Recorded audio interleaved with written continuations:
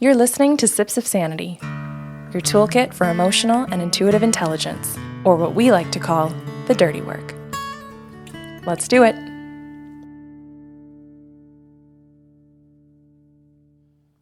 Hi, Kelly. Hi. Hello, patrons. This is Sips of Sanity for the month of June, and we are going to be discussing interrupting. That's our topic. The first show... How'd you come up with this? Oh, a couple of reasons. How come? I just thought it'd be fun. To interrupt me? Just so people get a feeling of like, ugh, right away and go, ooh, I should really listen. Because I don't think people understand how fucking annoying it is and how much anxiety it creates, even when you're just the observer of a conversation. So this would be part of the reason why I did the show on interrupting, because it's something I've struggled with in my own life, where I did the interrupting and didn't know I was doing the interrupting and didn't understand it and had to go in and figure that out. And not because anybody said anything to me, but because relationships weren't working. That's neat. I think that's worth repeating. Oh, thank you. So you didn't notice because someone said anything. Yeah. You noticed because relationships weren't working. Yeah. Yeah, they weren't working. And I was trying to see my own behavior in relationships instead of thinking that relationships weren't working for me because of the other person's behavior. Another reason I did this is because it's come up many times in sessions where the spirit world, in a soul contract conversation with their human, the client, have said that this is one of the person's issues. One of their life lessons was to be somebody who could be more self-reflective and do their own personal growth. And they would come back and say things like, oh yeah, I'm super spiritual. And I meditate and I do yoga and I go in nature. And they would say things and the guys would come back and say, no, we mean things like that you interrupt people. And the person would kind of look at me and go, what? And you could see the shock on their face. That's a soul contract? Oh God. And it was like so dismissive of it. Like, oh, I just think that's Karen picking on me, as opposed to like, that could actually be a thing. So there, and of course, and I'm going to say, oh my God, I almost said, and of course, because that's how much it bugs me. As I started correcting my own interrupting behaviors and continue to work on them, I noticed how much it irks me when other people interrupt, and I'll say for a variety of reasons. And that made me do a deep dive into this too, because I wanted to understand, because I thought I understood people when they were interrupting and that I knew the one thing that they were doing and why they were doing it. And then I started realizing, oh my God, there's all kinds of reasons why people are doing it. It's not one thing, and I can't lump them all into one belief, like in my own mind, that they're all, fill in the blank. Okay, so I'm going to do, or we're going to cover who are the interrupters, why are they interrupting you, what can you do when you are the interrupter, ADHD and interrupting, and interrupting and verbal abuse. Interesting. So we're going to get tools on Wednesday is what I'm hearing. We're going to get education on the other days and tools on Wednesday. Mm-hmm. Interesting. Okay. And ADHD people get their own day? They do. Jesus. Okay. Thursday's going to be fun. Yeah. I did a deep dive into the ADHD and some other things that I'll bring up in that as well, just briefly. But yes, I did. I stumbled into that one and I'm so glad I did. Okay. So first of all, who are our interrupters? Everybody. Well, I knew you were going to say that at the very beginning and I was prepared for you. Pew pew. So here we go. Yes, it is everybody. Yeah. Until even when we work on who we are and we become super self-aware and we know we're interrupters and we still work on it, we are still going to interrupt.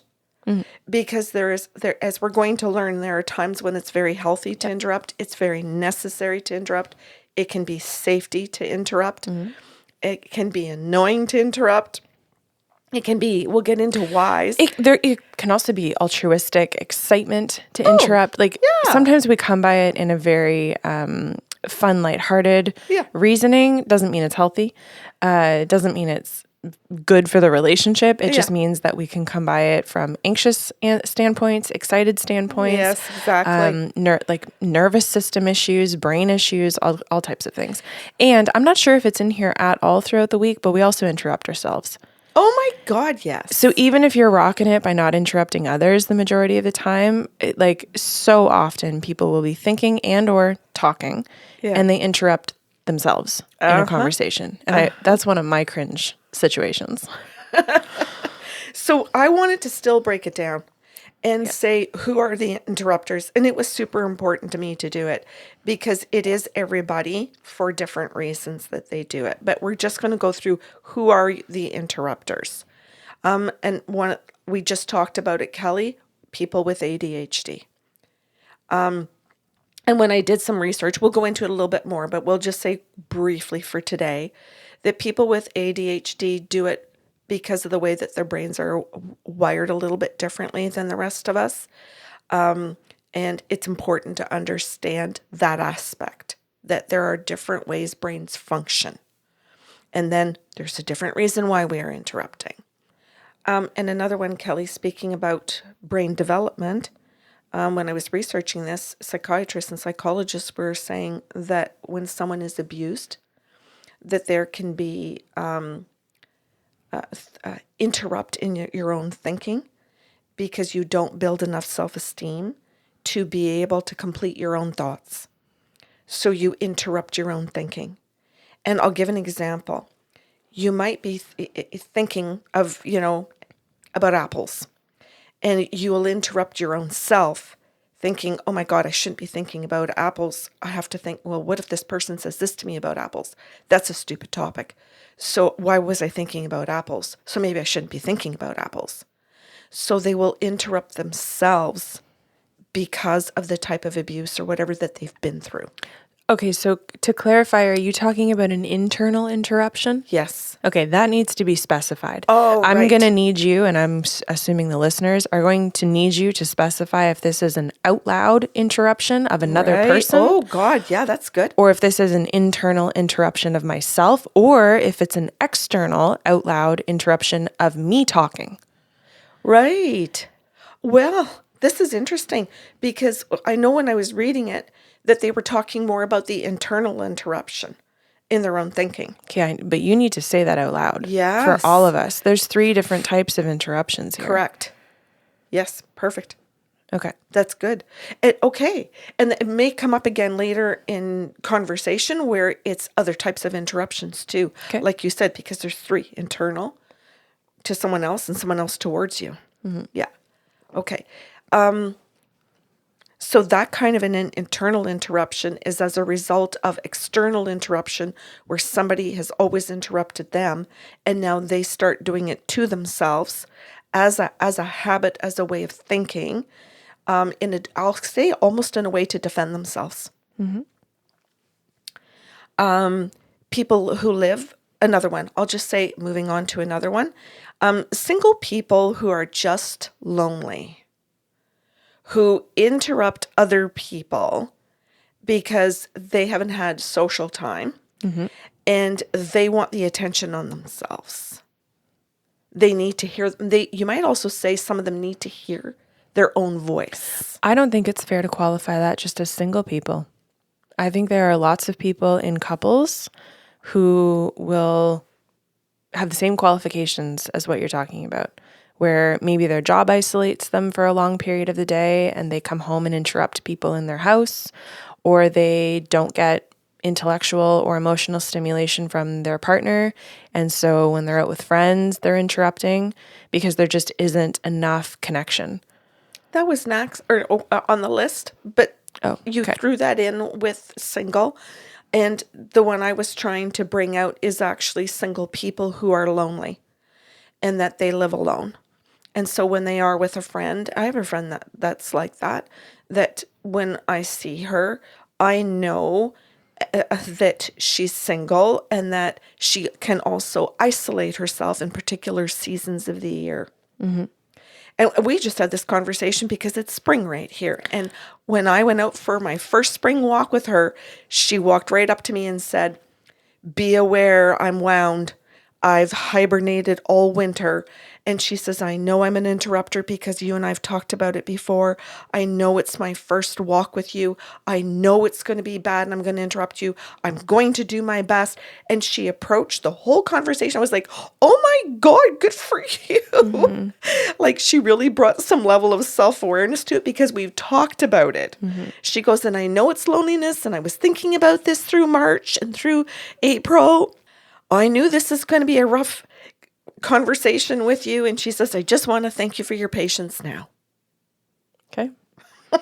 So the point I was trying to make is about that single people. And the reason I'm saying it is because sometimes we can, I'm going to look to camera every time you interrupt your own thought. sometimes if we know that about another person, we can have more compassion and more empathy. And we can have the conversations with them like I did with this friend. And then it can bring levels of self-awareness so that we have this kind of a conversation.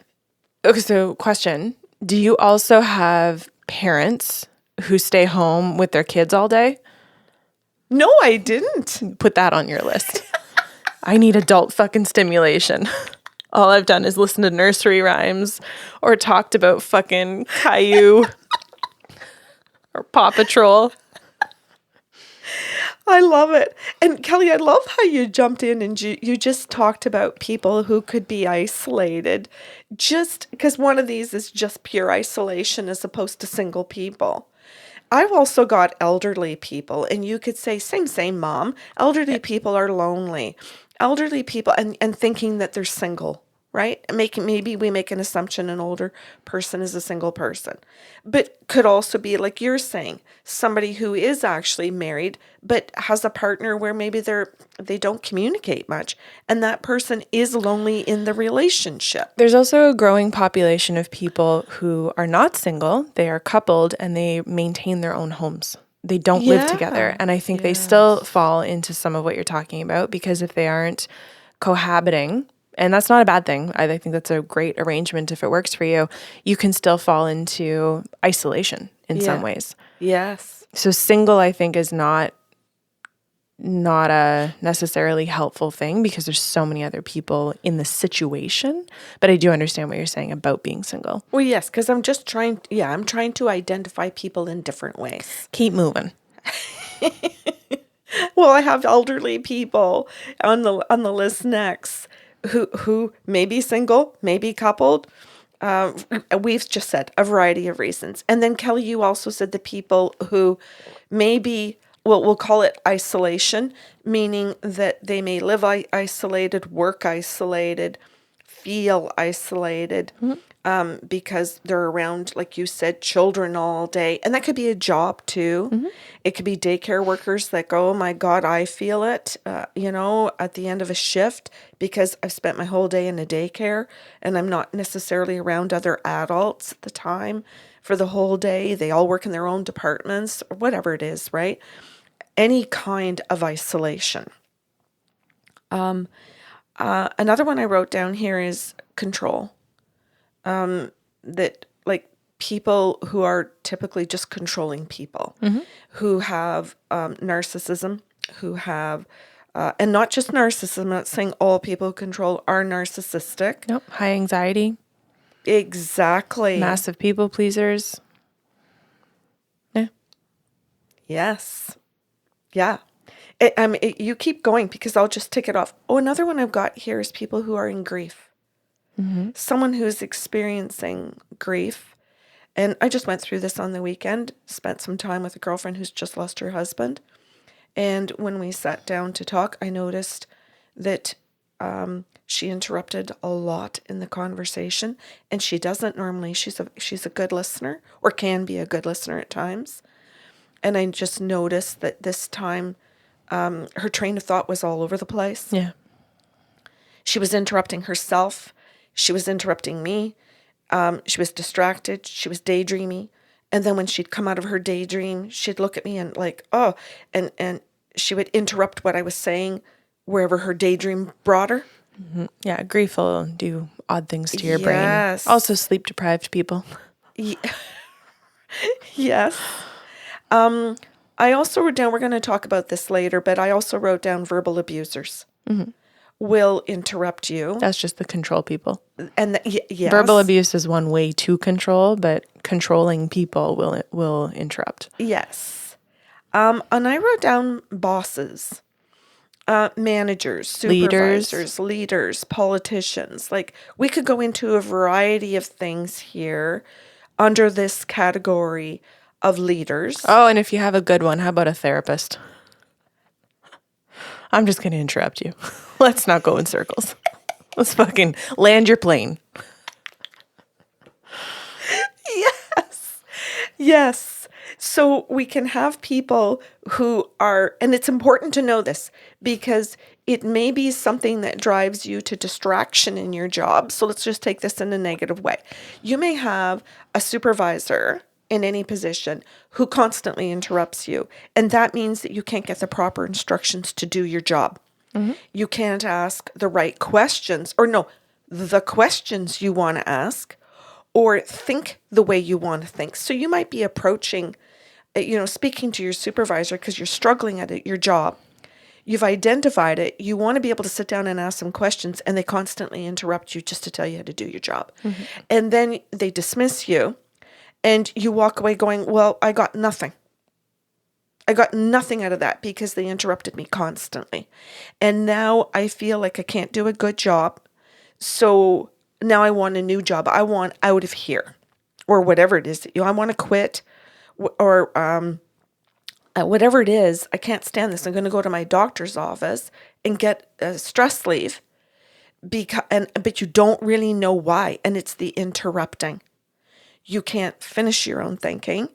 You can't communicate to them, and there's no resolution and direction and clarity. How do I move forward in the job? So it's important to know it so that you might be able to deal with it with them or a supervisor above them, perhaps. Do you want to add anything to that one? No. You said it earlier, Kelly, and I didn't know if you wanted to go into it more, but I wrote down people pleasers. And the part of the reason I had written it. Well, hang on. I don't want to go into it because you outlined that today is about who interrupts. Right. And then you're going into why. I don't want to spill those beans and then cancel Tuesday. Yeah. So we've got bosses interrupt, managers interrupt, people pleasers interrupt. That's it. That's my list. Okay. And fucking children. True. And this is an area that we need to be able to teach, right? Yes. When a good interruption is, when a not good interruption is, what has urgency, etc. And that can probably be more of Wednesday. Yeah, and this is just people who interrupt. We're not talking about other things that cause interruptions. Okay. So is there anything else that we're adding for Monday? No. And tomorrow is, why are they interrupting you?